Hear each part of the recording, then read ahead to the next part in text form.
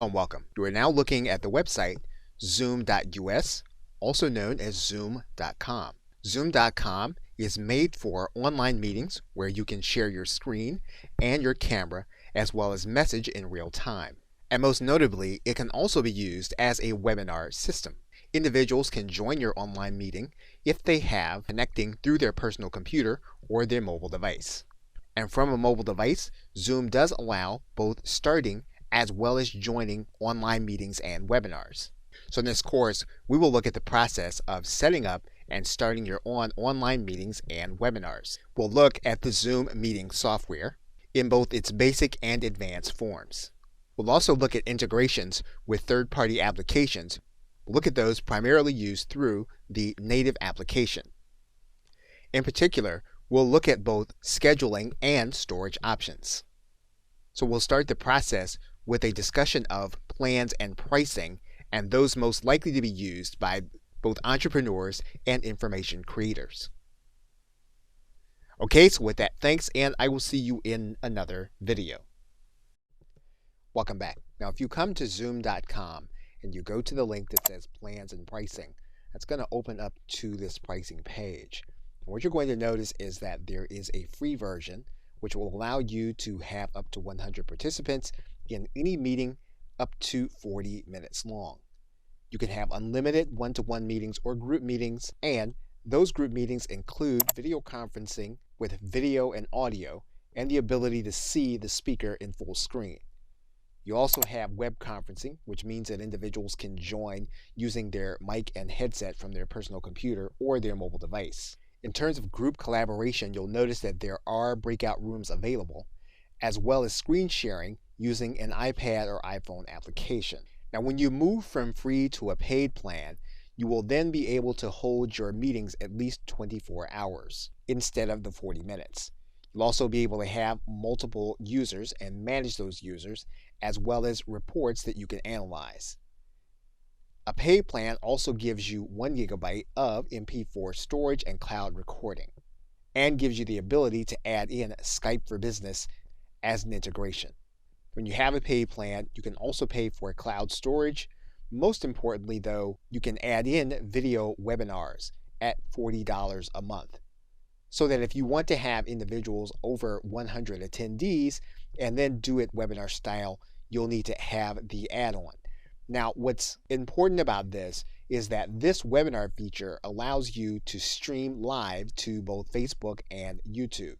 In this course, we will look at a number of the free features, but we will also look at adding on the webinar, cloud-based storage, and Skype.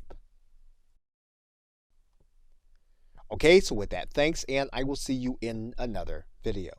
Welcome back. Now, Zoom does have a partner program. If you hit Control and then the End button, you'll come all the way down to the bottom. You'll notice here on the left-hand side that there is a link to partners. And what you can do is you can click this link that says Refer a Friend. And when someone subscribes to Zoom as a new customer, you'll get points. Those points can then be redeemed as either a gift card or a check. You can also make a formal application to become a reseller or a referral partner. This will require that you fill out an application where you will click this button and you'll fill out the information so that you can be assessed by Zoom. So the simplest aspect of their partner program would be to click this button that says Invite Friends. And you'll notice here that to become part of the referral program, you'll need to be one of their paying customers. So in this case, we are going to go ahead and upgrade to our Pro account. What you'll notice here is that the referral program is only going to be available to you when you become a paying customer of Zoom. Okay, so with that, thanks, and I will see you in another video. Welcome back. Now in this video, we're going to take a look at your meeting settings. I'm going to go to My Account, and you're going to have a number of default settings available to you. In most cases, you can start using the webinar system with the default settings. One thing you'll want to pay attention to is whether you want your visitors to chat in most of your meetings. Now again, when you do this, this is going to set up your default settings for all of your webinars. So you'll want to determine how you want to interact with individuals on your webinars. Now, if you have individuals participating with you, you'll want to determine whether you're going to allow them to use the annotation tools on the shared screens. You can turn this feature off by default, and then you'll be the only one that can add notes to your shared screen. Now, if you want to add in the meeting room feature, you can do that here in this version. All you'll need to do is to turn the meeting rooms on. That setting will be updated, and then your breakout rooms will then be available on your webinars or your meetings. Now, although you'll go through all of the settings to determine how to customize your system, the most important one will be your email notifications. You can have emails go out when attendees join before the host does, and when a meeting is canceled. Again, these are going to be by default, and you can turn these on or turn them off. You'll also want to look at the recording tab, and you'll notice that in each case you're going to be creating a local recording. That means that your recording of your meeting or webinar is going to be saved to your hard drive. Now, if you have a paid version, you are going to have access to a cloud-based storage system. You can also make sure that your webinars are going to be automatically recorded whenever you have one, and that means that you'll need to turn this on. If you want to make sure that individuals know they're being recorded, you can turn this feature on. This will then prompt individuals to make sure they consent to being recorded before your recording actually starts. You can have individuals notified by audio that they're being recorded when you turn on this feature. Okay, so with that, thanks, and I will see you in another video. Welcome back. Now, you can manage the users on your account by going to User Management and clicking Users. Now, this is going to be a paid feature, so we're going to upgrade our account so that we can take a look at this feature. So once we've upgraded, we can add additional free users, again, depending on our plan. So what we're going to do is we're going to click Add Users, and then we're going to add those users with their email address. What we're then going to do is click the Add button. That individual will then be part of our pending users. They'll then have to check their email in order to become part of our account. That individual will then have a Zoom account invitation. They'll then need to click this link to activate their account. They will then have a free level of your account to schedule their meetings. And then if you come back to your pending area, you hit your refresh button. That user then will be part of your users on your account. And you'll notice then that they are considered to be a basic or free member. Okay, so with that, thanks, and I will see you in another video. Come back. Now, if you are in the meeting section, you're going to notice a gray area here where you can schedule your meetings directly from your calendar. You can use a Microsoft Outlook plugin, which will connect to your desktop if that's what you use. You can extend using Google Chrome or with Firefox. Now, for the purposes of this video, we're going to download the Chrome extension.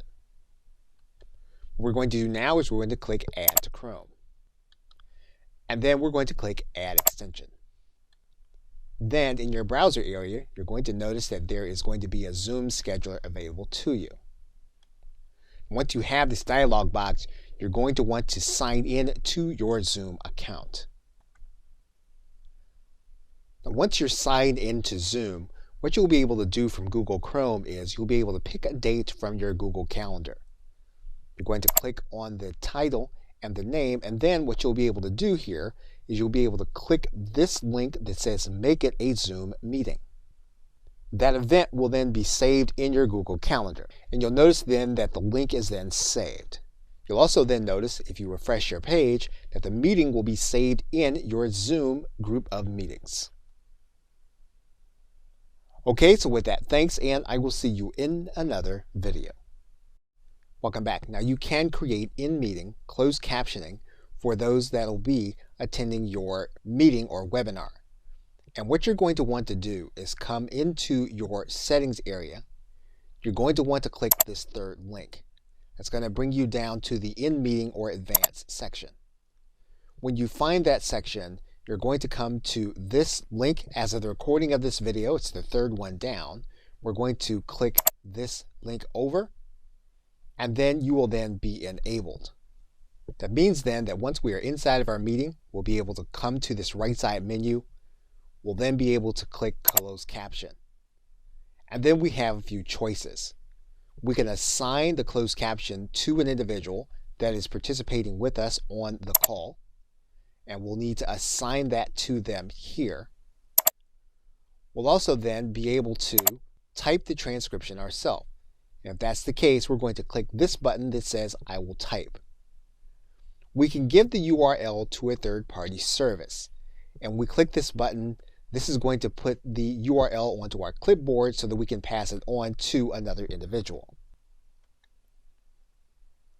Okay, so with that, thanks, and I will see you in another video. Welcome back. Now in this video, we are going to start the process by creating a Zoom meeting. And what we can do is we can either start a meeting by going to this link to host a meeting right now and then distribute the link, or we can schedule a meeting for the future, determining when that time is going to be. So what we're going to do is we're going to click schedule a meeting, and then we're going to write in all of the identifying information.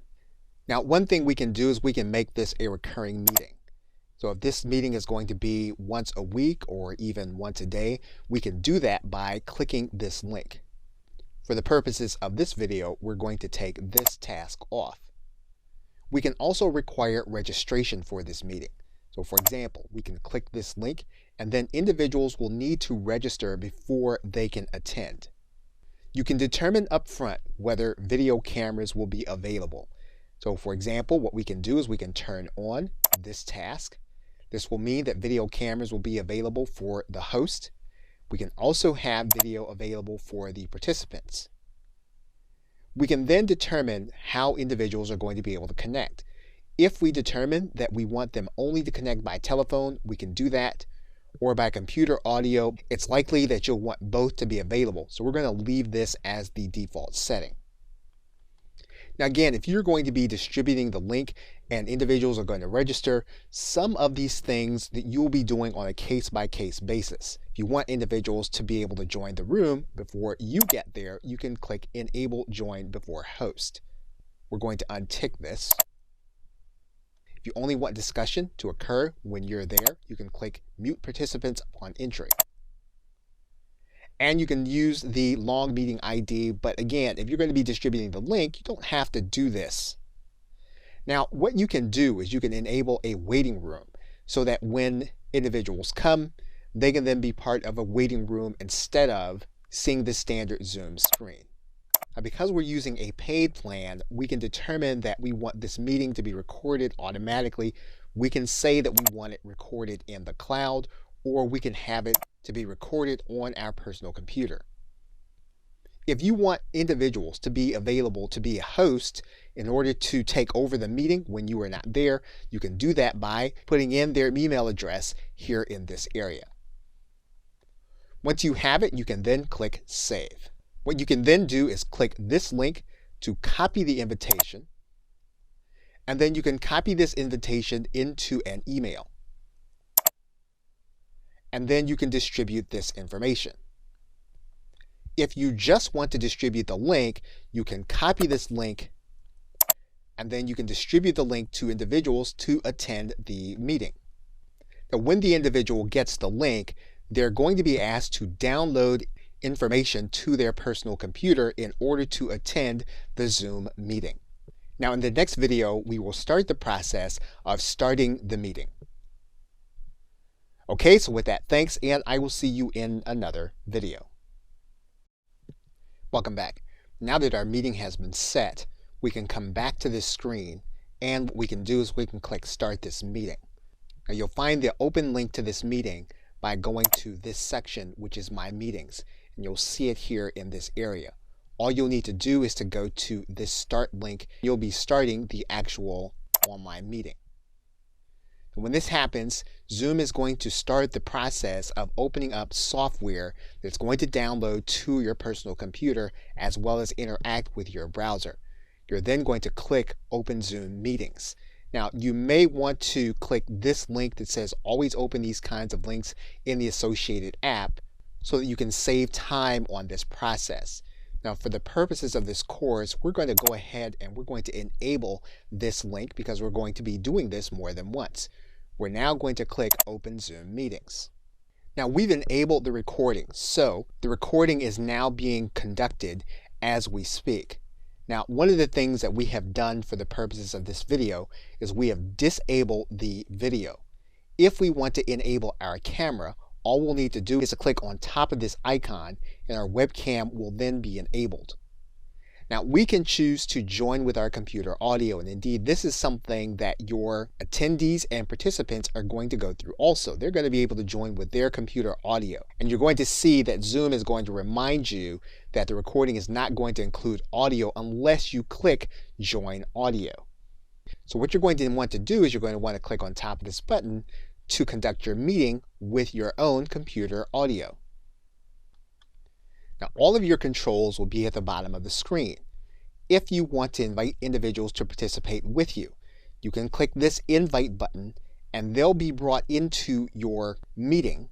And what you'll do is you'll click this button. This is going to give you links or ways to send the invitation. What you can also do is you can choose the content that you'll be sharing, and you'll do that by clicking this button. This is going to give you the opportunity to choose the screens that you're going to be showing during your meeting. In fact, one of the things you'll see here is that there is a place for you to conduct the meeting using your mobile device. We can be even more detailed with the screen that we're going to be using, a particular portion of the screen, individual computer sound, or content from a second camera. We can also enable the chat for our participants. And what we'll need to do is to click this button, and we'll be able to type messages to everyone as well as to receive everyone. Now, when people type back to you, everyone in your group is going to be able to see these messages as they're being typed in real time. You have the ability to either stop or pause the recording by clicking this button. So if you're going to be coming to a place in the recording where you're going to have something that you don't want seen, you can pause the recording here in this area, and then you can turn it back on by clicking this link. Now, we've also discussed the closed caption option. And basically what this is going to do is this is going to give you the ability to either have someone type the notes as they're being conducted in real time, or you can type them here also. If we click this button, you'll then be able to see your controls for closed captioning. You'll also see here that you have breakout rooms, and this is going to be for your participants, not for your attendees to a particular webinar. So what you're going to want to do is you're going to want to click this button once you've completed the presentation or the meeting, and you can click this link that says End Meeting. You can then assign a host to the meeting if you just want to leave it, or if you want to end the meeting, you can click this button that says End Meeting for All. Then Zoom will begin the process of getting your meeting recording ready. You'll then determine where you want your meeting recording to be housed. And then your Zoom recording will be present in the folder that you designated. Okay, so with that, thanks, and I will see you in another video. Welcome back. Now, in cases where you're going to have more than 100 attendees, you're going to want to host a webinar. Now, on the webinar, you will not be able to have more than 100 participants. However, you will be able to have those 100 participants plus other attendees to view the content. Now, to do that, you're going to need to do that from your webinar section. And you'll notice that one of the things that a webinar allows you to do is to monetize your individual events using PayPal and Zapier. Now, in order to do that, you're going to need to add your webinar plan onto your Pro plan. That means then that you're going to need to go to your billing section of your account. And then what you'll need to do is you'll need to go to your webinar add-on. And you'll see it here in the bottom panel. And you'll see that as of the recording of this video, the webinar add-on is an additional $40 every month. What you'll do is you'll click this Add button. Now, what you'll be determining is how many participants on your calls you'll be having. So if you want to have more than 100 people participating with you, with their camera, and the ability to interact with you, you'll want to up that number from 100 to either 500 or 1,000. However, if you want 100 participants and you want the others to be able to view your content, you'll be able to do that using the webinar feature. And you can start at the lowest plan. Now, one of the things about Zoom is that you can flexibly add a program on. So you can choose not to add this feature to renew every month. So if you want to use the webinar feature for 1 month, you can do that, and you can set it so that it will not auto renew. What we're going to do is we're going to go ahead and add the webinar feature. Now you'll notice again that we have upgraded our account. You'll also notice then that the 100 participants can engage with up to 10,000 viewers. So what we're going to do now is we're going to go to the user section. We're then going to go and edit our user. We're then going to enable this individual for a webinar, and we're then going to click Save. Once we do that, we'll go back to My Webinars, and you'll notice now that the webinar section is then available, and we can now schedule a webinar. Okay, so with that, thanks, and I will see you in another video. Welcome back. Now, once you have the webinar section available, what you'll need to do here is you'll need to click this button that says Schedule a Webinar. The process is going to be very similar to creating a meeting. So you're going to write in all of your identifying information. Once you've determined the time and duration, you can then determine if it's going to be recurring or if it's going to be one time. You can require registration. You can also determine whether the host and panelists will have video. And in this case, we're going to leave the video turned off. And again, in most cases, you're going to want to make sure that both computer audio and telephone are available for individuals that are going to be attending, especially if you're going to have a webinar where you're going to have more than 100 attendees. What you can also do is require a webinar password if you want the content to be exclusive. You can also enable a practice session so that you make sure that all of your slides and all of your presentation is going to be in order before you go live with the webinar. And one thing that the webinar gives you that a meeting does not is that you can turn your webinar into an on-demand presentation where individuals will have to register, but what they'll basically be watching is going to be a recording. Once you have your settings the way you want them, you can then click the Schedule button. Now, once you've scheduled your call, you're going to want to scroll down, and you're going to have other settings to work with. You need to customize your email settings, including the invitation email to your panelists, emails to your registrants, your panelists, and attendees. You can do all of that in this email settings section. There's also a branding tab. So using the branding tab, you'll be able to display your banner at the top of your invitation page. You'll also be able to upload your logo. If you want to add in information about at least 3 speakers, you can do that here in this section, including their photo, their name, their title, and their organization and bio. You can also customize your post-attendee URL. So for example, we can click this edit button, and what we can do is we can create a custom URL for the individuals to attend the webinar once it's complete. And we can make it easy to share on social media. If we click this edit button, we can write in our message for the webinar to be shared on social media. There's a tab for polls.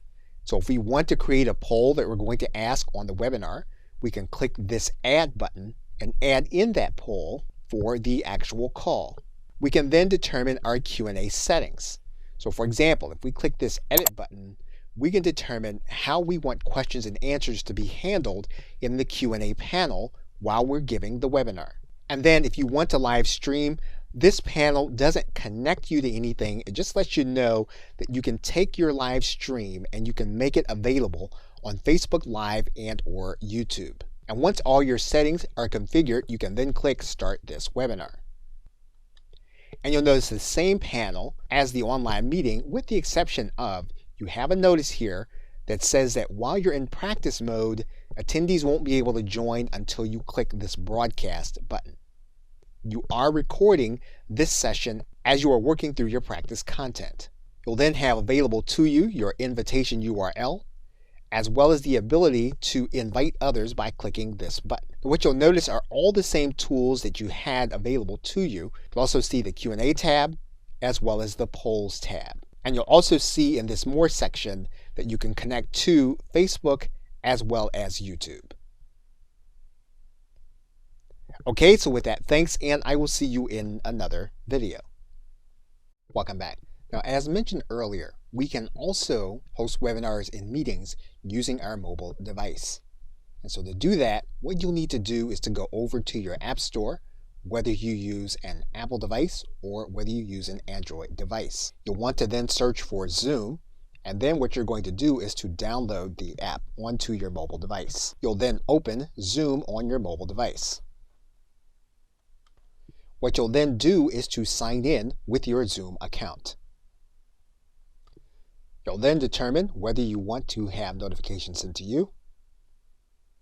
And then you'll determine whether you want to have Zoom access your calendar.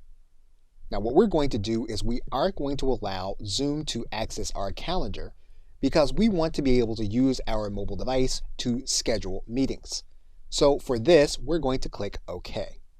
And in this case, for the sake of this video, we are not going to allow Zoom to use Siri. And since this is particular to an Apple product, we are not going to sign in with our Touch ID. Now what we are going to do is we're going to click New Meeting. And then we're going to click Start a Meeting. Now for the sake of this video, we are not going to allow Zoom to access our camera, but we could for the sake of the video if we needed to be the centerpiece of our presentation. So for now, we're going to click Don't Allow. You'll then need to give Zoom access to your mic. Now you do have some choices. You can invite your mobile contacts to join you on the meeting. And by using the right side menu, we can choose to send this recording to the cloud. We can then choose the content that we are going to be sharing. Now when we are using our mobile device, we can choose to share our screen or any of the applications available on our device. We can then choose the device that will be doing our screen recording. Once we make that choice, we can then click Start Broadcast. And then our content will be sharing. And we will be conducting our webinar using our mobile device. Once we completed this content, what we'll do is we'll come to this menu, and then we'll click the End button. We'll then choose to leave the meeting or end the meeting. We're going to choose to end the meeting. And our meeting will be complete. Now there are some settings that we'll want to take note of, and you'll find them in the settings area. And you're going to want to individualize your experience based on how you want to conduct your mobile meetings. Okay, so with that, thanks, and I will see you in another video. Welcome back. Now that our scheduler is available, what we can do is we can click this third button over, and we can schedule our meeting in our calendar. Now what you're going to need to do is you're going to need to write something descriptive about the meeting. And then we'll need to choose the starting time for the meeting. And just as we did using the desktop, we'll need to choose a duration. And when you're using your mobile device, you are going to want to specify your time zone. You'll want to then determine whether your meeting is going to be recurring or just one time. And you'll also want to determine the calendar that you use. And this will be particular to the calendar that's available on your mobile device. In this case, we'll choose our calendar, and we're going to choose iCalendar because that is the calendar that is enabled for our mobile device. You could have calendars such as Google and Outlook connected. If that was the case, you can connect them to this webinar. We then have some options. We can set it up so that we're hosting the video as soon as we start, and we can determine whether we're going to have participants on our video or not. We'll then determine what our audio availability is going to be. And then we have different advanced options available to us on our mobile device. So for example, we can choose to make sure that our meetings are recorded automatically. We can also make sure that video is going to be saved to the cloud. And once we have all of our options configured, we can then click Done. Once we do that, we'll then click the Add Link. And when we go to our calendar enabled on our mobile device, we will find then that the event is there. Okay, so with that, thanks, and I will see you in another video. Welcome back.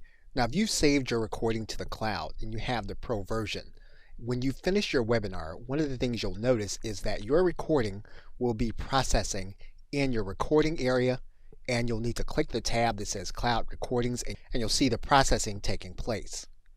If you've done a recording and you've saved it to your local device, you'll see if you click this tab, you'll have that recording available to you, and Zoom will note the location where that recording has been saved. If we want to delete that recording, all we'll need to do is to click this link, and then we'll click this delete button.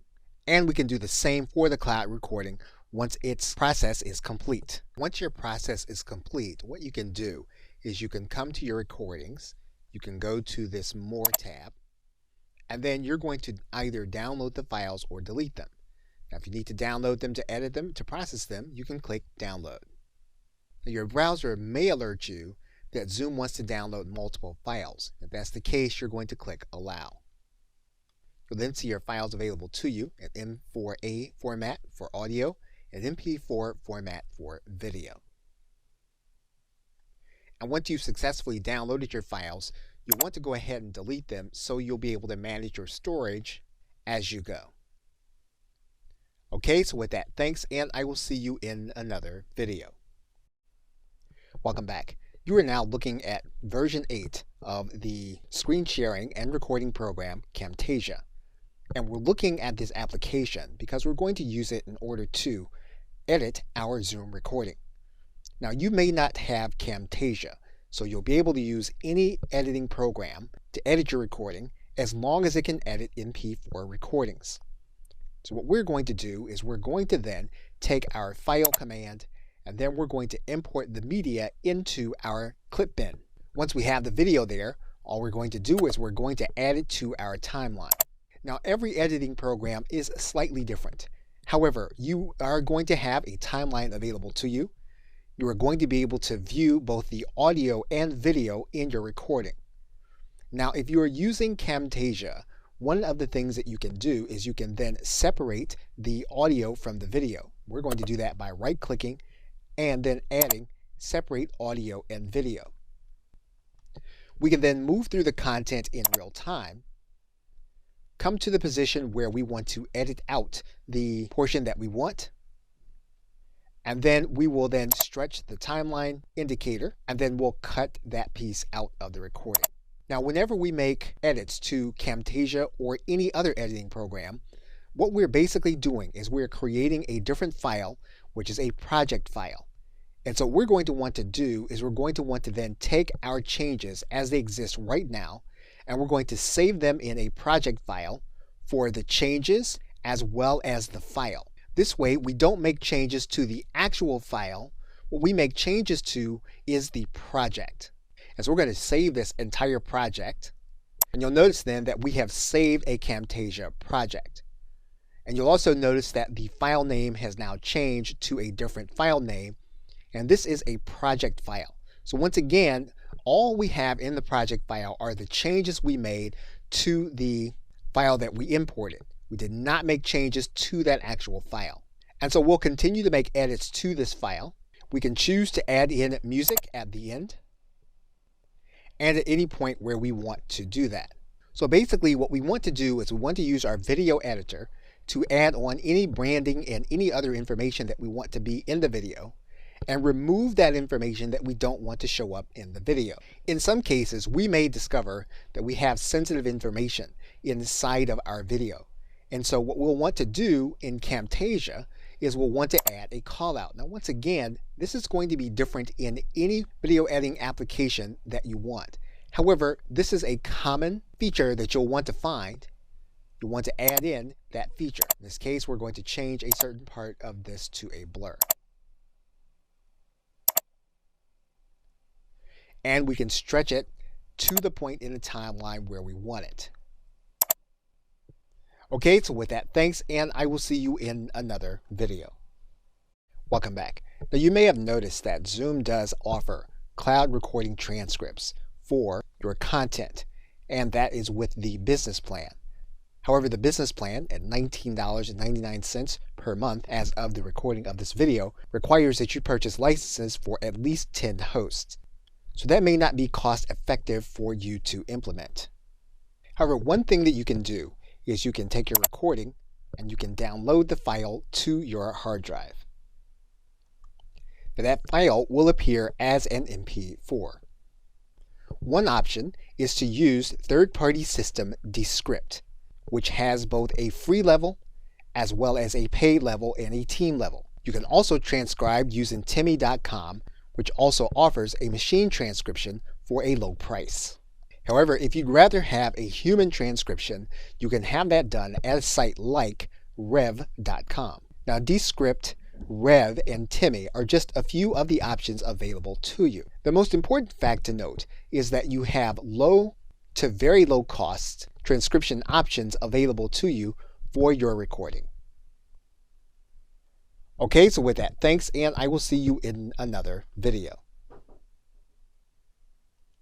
Welcome back. Now, Zoom does have a third-party app marketplace that will allow you to connect platforms to Zoom in order to do certain tasks. And if you go to the app marketplace and you type in YouTube and click search, you'll see that there's an application called YouTube for Zoom. And what you'll need to do then is you'll need to sign in to install this application. You'll then need to enable the application and then click install. You'll then need to authorize the app for your account. You'll then need to authorize the app for your YouTube account. You'll then click allow. The application will then be linked to your YouTube account. You'll then be able to configure Splain to work with your Zoom account. And then once you conduct your webinar, you'll then click end meeting. You'll then end your meeting. Your webinar will then start processing inside of Zoom. Now, once the webinar has completed its processing, you'll see it in your YouTube channel. And because we set up the webinar to be automatically deleted, you'll no longer see it in your cloud recordings, you'll see it in your trash. Now, in order to find the app or uninstall it, you're going to need to go to the app marketplace. And you should be signed into the marketplace. What you'll want to do is to click Manage. You'll see your installed applications, and you'll see this application installed. If for some reason you want to uninstall it, you'll just click this link. Now, it's a good idea to get more information about the application before you install it to your Google account, as well as before you install it to your Zoom account. And you can find out more about the application from splain.io. You'll note that this is a 30-day free trial that you'll be using in order to use Splain with your Zoom and your YouTube account. Okay, so with that, thanks, and I will see you in another video. Welcome back. Now, Zoom does have integration into your cloud-based storage. And to find it, you'll need to scroll down inside of your settings, and you're going to go to this integration tab. And what you'll see here is that you can enable Google Drive, Dropbox, Box, and Microsoft OneDrive. So what this means then is while individuals are on their mobile device, they will be able to share content from their cloud-based storage. So while the individual is on your call, what they'll then need to do is to click the bottom of their screen, and they'll be able to share their content from the drives you have enabled. So for example, in this case, if we click Google Drive, our Google Drive will then be available to us using our Zoom meeting. And once we enable the document, all we'll need to do is to click Share. The file will then start a loading process and will then be part of our sharing process using our mobile device in our Zoom meeting. Okay, so with that, thanks, and I will see you in another video. Welcome back. You can automate the process of transcript creation in the Zoom Marketplace. And if you look at the Zoom Marketplace and you come down into the recording and transcriptions area, you're going to see one link for Trent. We're going to click that link. Now for the Trent integration, you'll need to install it to your Zoom account. And this will automate the process of sending your recordings straight to Trent so that you can have them transcribed. Now, Trent is a machine transcription. It has a free trial, and its pricing is going to be slightly less than human transcription and slightly more than most of the machine transcriptions. So this application is something worth looking at if you do want to spend a little more for your machine transcription and the automation process. Okay, so with that, thanks, and I will see you in another video. In conclusion, in this course, we looked at the process of starting meetings and webinars using Zoom. Whether you want to share your cameras or your screen, you can share content with other individuals, whether they are participating with you on a webinar or they are participating with you by watching your content. And in closing, we're looking at the whiteboard and the sharing process, where we can share text, where we can draw, and where we can use our cursor to erase.